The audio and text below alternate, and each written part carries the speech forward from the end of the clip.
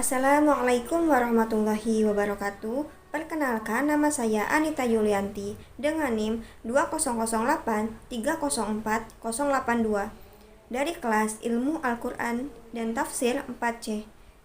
Saya membuat video ini untuk memenuhi tugas kajian tarikh Al-Quran dengan dosen pengampu Bapak Muhammad Yahya M. Hum. Saya akan memaparkan buku yang pertama, yaitu The Histories of the Al-Quran Text. Sebelum itu, saya akan menjelaskan identitas buku tersebut. Dengan judul The Histories of the Quranic Text, penulis Profesor Dr. M.M. Al-Azami, penerbit Gema Azami, tahun terbit 2005, dan kategori Islam. Buku The Histories of the Quranic Text secara garis besar mempunyai judul yaitu Sejarah Teks Al-Quran. Pada bab 1, bagi seorang yang beriman, kitab suci Al-Quran akan melebihi segalanya, yaitu seperti denyut keimanan, kenangan di saat mengalami kegembiraan, dan penderitaan sumber realitas ilmiah yang tepat, gaya lirik yang indah, dan hasanah kebijaksanaan serta munazat. Mengenai bab 1, menjelaskan beberapa pendapat dari beberapa tokoh ilmuwan. Salah satunya ada Telester, menjelaskan bahwa dulu para ilmuwan Soviet melihat Islam berdasarkan sikap keraguan-raguan ideologinya. Misalnya, N.A. Morozov dengan mudah memberi alasan bahwa hingga masa Perang Salib tidak dapat dibedakan dengan agama Yahudi dan hanya setelah masa itu ia memiliki ciri khas tersendiri. Sedangkan Muhammad dan para khalifah pertama tidak lebih dari tokoh dalam cerita bohong. Dan pada bab ini juga menjelaskan masalah yang ada di hadapan kita. Yang pertama yaitu kitab suci Al-Quran dianggap sebagai naskah yang paling berpengaruh secara ideologi. Yang kedua, kalangan umat Islam melihat Al-Quran sebagaimana orang-orang Kristiani memandang kitab Injil kalamullah yang tidak dapat berubah. Yang ketiga yaitu kendati merupakan sikap ofensif terhadap sejumlah besar umat Islam. Reinterpretasi ini dapat menjadi inventus, dorongan perubahan sosial secara mendasar seperti yang dialami oleh agama Kristiani beberapa abad silam. Yang keempat yaitu perubahan ini dapat dilakukan dengan menunjukkan bahwa Al-Quran pada dasarnya sebagai naskah cair, di mana saat masyarakat Islam memberi kontribusi dan secara bebas menata kembali apa yang telah disusun beberapa abad sebelumnya, dan memberi isyarat bahwa Al-Quran tidak lagi suci dan bahkan telah sesat. Selanjutnya yaitu ada bab 2 yang menjelaskan mengenai sekilas tentang sejarah Islam di masa silam. Yang pertama ada Arab pra-Islam. Arab pra-Islam ini yang pertama kali dilihat dari kondisi geopolitik. Kedua, Nabi Ibrahim dan kota Mekah. Ketiga, Quraisy sebagai penguasa kota Mekah. Dan keempat, Mekah sebuah masyarakat kabilah. Kelima, masa Qusay hingga Muhammad. Dan yang terakhir yaitu kondisi keagamaan di Jazirah Arabia. Yang pertama yaitu kondisi geopolitik Arab. Letaknya yang dekat persimpangan ketiga benua semenanjung Arab menjadi dunia yang paling mudah dikenal di alam ini.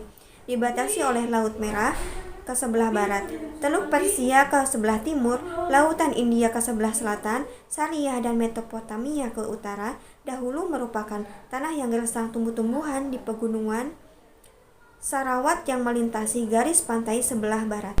Yang kedua yaitu Nabi Ibrahim dan kota Mekah. Seperti halnya yang sudah kita ketahui, Nabi Ibrahim memiliki seorang putra yang bernama Ismail dan ibunya Siti Hajar, seorang hamba yang dihadiahkan Paros kepada Sarah. Kelahiran Ismail membuat Sarah cemburu luar biasa, di mana ia meminta Ibrahim memutus hubungan persaudaraan wanita tersebut dengan putranya. Melihat adanya perselisihan dalam keluarga, ia membawa Siti Hajar dan Ismail ke tanah Mekah yang tandus lembah yang amat panas dan tak berpenduduk, serta kekurangan makanan dan minuman. Yang ketiga yaitu Qusay sebagai penguasa Mekah. Sebelum kelahiran Nabi Muhammad, Qusay dikenal sebagai orang yang amat cerdas, perkasa, serta memiliki kemampuan administrasi yang tinggi dan mencuat dalam jajaran pentas politik di kota Mekah.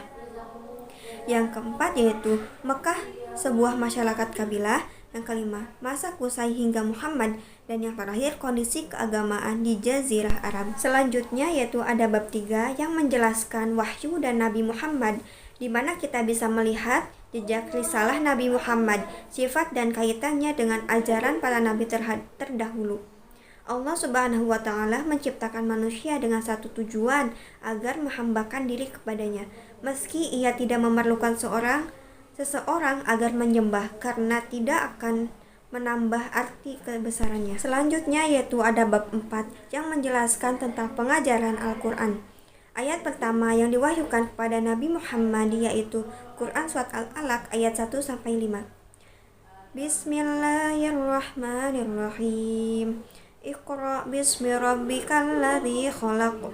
Khalaqal insana min 'alaq. Iqra wa rabbukal akram. Alladzi 'allama bil qalam. 'Allamal insana ma lam ya'lam. Yang artinya, bacalah dengan menyebut nama Allah, dengan nama Tuhanmu yang menciptakan. Dia telah menciptakan manusia dari segumpal darah. Bacalah, dan Tuhanmu lah yang maha mulia, yang mengajar manusia dengan pena. Dia mengajarkan manusia apa yang tidak diketahuinya. Sepotong ayat di atas memberi isyarat bukan tentang persoalan buta huruf, melainkan pentingnya pendidikan yang sehat bagi masyarakat di masa yang akan datang. Nah, itulah pemaparan pada buku yang pertama. Selanjutnya yaitu saya akan memaparkan buku yang kedua yang berjudul Rekonstruksi Sejarah Al-Quran. Sebelum itu, saya akan menjelaskan identitas bukunya terlebih dahulu. Yang berjudul Rekonstruksi Sejarah Al-Quran, penulis Taufik Adnan Amal, pengantar Profesor Dr. M. Quraisy Shihab, penerbit PT Pustaka Alfabet, tahun terbit 2005. Kategori Sejarah, ISBN 9786029193343. Pada bab pertama ini menjelaskan tentang latar kesejarahan, yaitu situasi politik di Jazirah Arab. Pada bab ini menjelaskan kondisi bangsa Arab ketika Nabi Muhammad belum lahir. Ketika Nabi lahir, mulailah ada perkembangan sedikit demi sedikit. Pada saat itu, Nabi mulai menyebarkan dakwahnya kepada penduduk Mekah. Di dalam surah 105 pada prinsipnya memiliki tujuan yang secara sepenuhnya berada di dalam kerangka politik internasional ketika itu. Upaya Bizantium untuk menyatukan suku-suku Arab di bawah pengaruhnya guna menentang Persia. Dalam rangka memperoleh kontrol politik atas Jazirah Arab, biasanya dilakukan secara tidak langsung, seperti dengan jalan mendukung penguasa-penguasa kecil di perbatasan kawasan tersebut. Perebutan kekuasaan yang berkepanjangan antara Bizantium dan Persia, seperti telah diutarakan, mendapat perhatian serius dari orang-orang Arab pada saat itu, lantaran relevansi politiknya yang nyata terhadap mereka. Tentang hal tersebut, Al-Quran menuturkan, telah dikalahkan bangsa Romawi di negeri terdekat yang setelah kekalahan itu mereka akan memperoleh kemenangan dalam beberapa tahun lagi. Selanjutnya yaitu kehidupan di Jazirah Arab. Risalah yang dibawa Nabi Muhammad SAW memiliki keterkaitan yang erat dengan militer dunia, perniagaan, masyarakat perkotaan Arab pada saat itu. Mekah merupakan pusat perniagaan yang sangat makmur. Pada kehidupan di Jazirah Arab ini, perdagangan serta urusan-urusan finansial yang bertalian dengannya menjanjikan satu-satunya penghasilan bagi penduduk kota Mekah. Bahkan secara ekonomis, hampir setiap orang menaruh minat yang besar pada kafilah-kafilah dagang.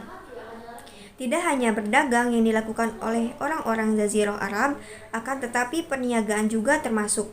Perniagaan merupakan tema sentral dalam kehidupan yang tercermin dalam pembendaharaan kata yang digunakan kitab suci tersebut.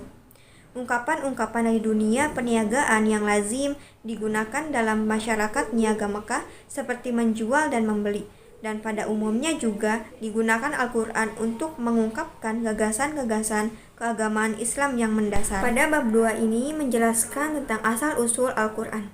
Sebagian besar sarjana muslim memandang nama tersebut secara sederhana, merupakan kata benda bentukan masdar dari kata kerja fi'il, qara'a atau membaca. Kata kerja qira'a dan berbagai bentuk konjungsinya muncul 17 kali di dalam Al-Quran. Kata kerja ini dengan rujukan kepada pembacaan wahyu Al-Quran oleh Nabi Muhammad SAW. Kaum muslimin pada umumnya meyakini bahwa Al-Quran bersumber dari Allah dan Al-Quran tersendiri seperti ditunjukkan di atas juga konfirmasinya. Keyakinan tentang sumber ilahi wahyu-wahyu yang diterima Nabi Muhammad merupakan keyakinan standar dan dalam sistem teologi Islam. Pengakuan Nabi Muhammad bahwa ia merupakan penerima wahyu dari Tuhan semesta alam untuk disampaikan kepada seluruh umat manusia mendapat tantangan keras dari orang Arab.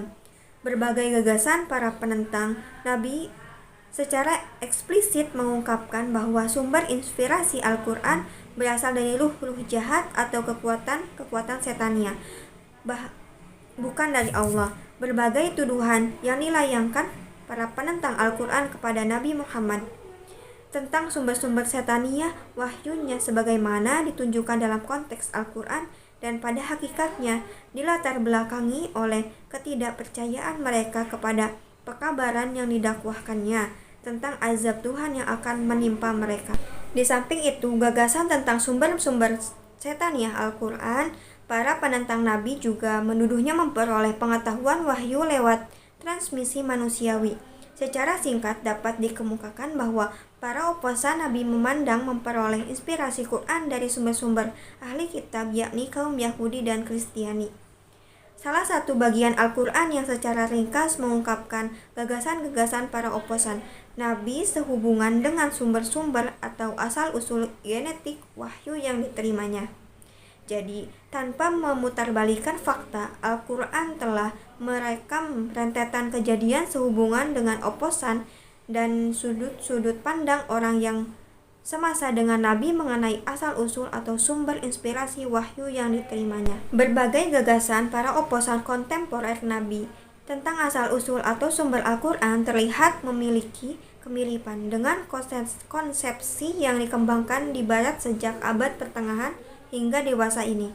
Selanjutnya ada wahyu ilahi dari Nabi dan Nabi.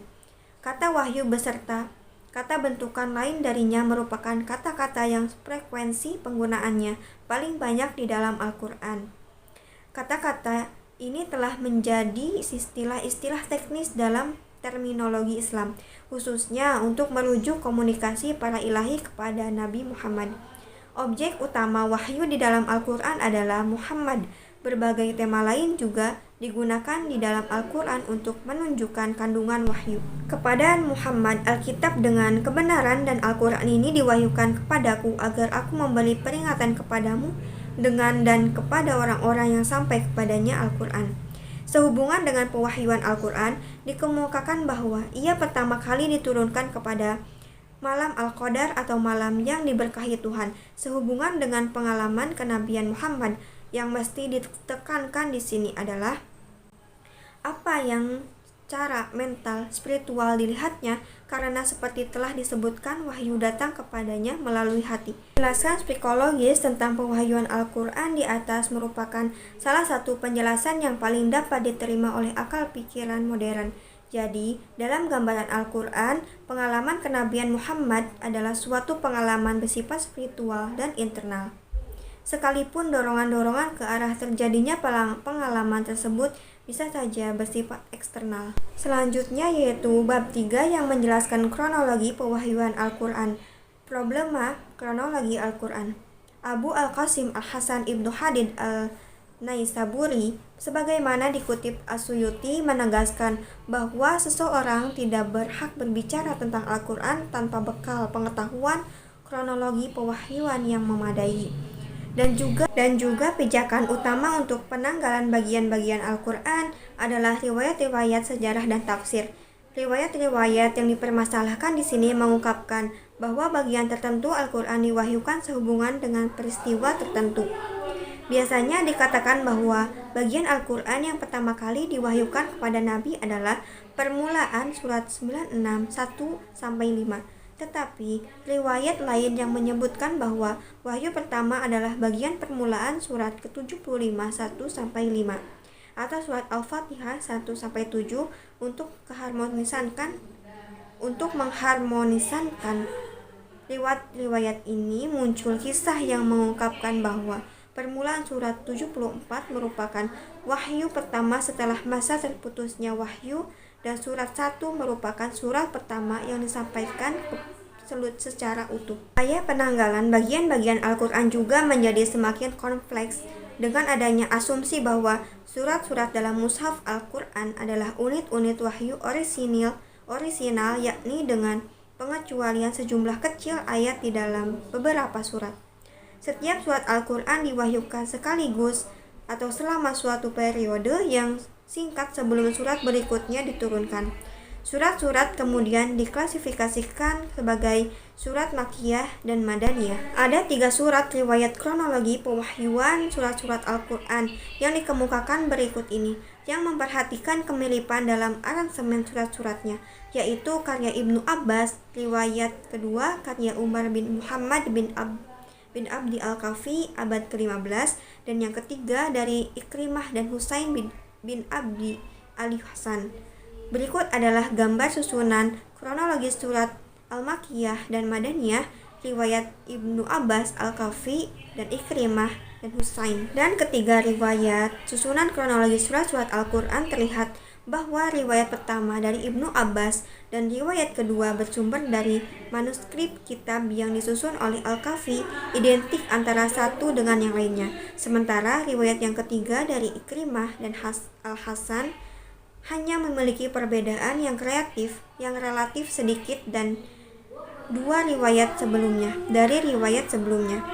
Perbedaan ini jelas diakibatkan oleh kurangnya beberapa surat di dalam riwayat tersebut dan perbedaan perhitungan jumlah surat Makkiyah dan Madaniyah. Berbagai susunan kronologis surat-surat Al-Quran yang dikemukakan sejauh ini memperlihatkan selain perbedaan-perbedaan dalam sekuensi dan pengelompokan surat-surat tertentu sebagai Makkiyah dan Madaniyah, adanya kesempatan tentang susunan sejumlah tertentu dari Makkiyah dan Madaniyah. Sejak pertengahan abad ke-19 dunia, kesarjanaan Barat mulai menaruh perhatian terhadap upaya untuk merekonstruksi secara kronologis wahyu-wahyu Al-Quran. Pada tahun 1944, surah-surah periode Mekkah pertama cenderung pendek-pendek. Surah-surah sering diawali dengan ungkapan sumpah, serta bahasanya penuh dengan tamsilan dan keindahan puitis. Surat-surat periode kedua lebih panjang dan lebih berbentuk prosa, tetapi tetap dengan kualitas puitis yang indah. Pada periode Mekkah ketiga, akhir lebih panjang dan lebih berbentuk prosa. Surah-surah periode keempat, Madaniyah, tidak memperlihatkan banyak perubahan gaya dari periode ketiga dibandingkan perubahan pokok bahasan. Langkah pertama dalam upaya penyusunan kronologis semacam ini adalah penentuan unit-unit wahyu dalam sebagian besar surat Al-Quran yang memiliki kandungan ayat dari berbagai periode pewahyuan. Ketika unit-unit wahyu telah ditetapkan, maka langkah selanjutnya adalah memberi penanggalan terhadapnya. Mungkin sekian ulasan dari kedua buku, yaitu buku The Histories of the Quranic Text dan buku Rekonstruksi Sejarah Al-Quran. Semoga apa yang saya sampaikan bisa bermanfaat. Kurang lebihnya mohon maaf. Wallahu muwaffiq ila aqwamit thoriq. Wassalamualaikum warahmatullahi wabarakatuh.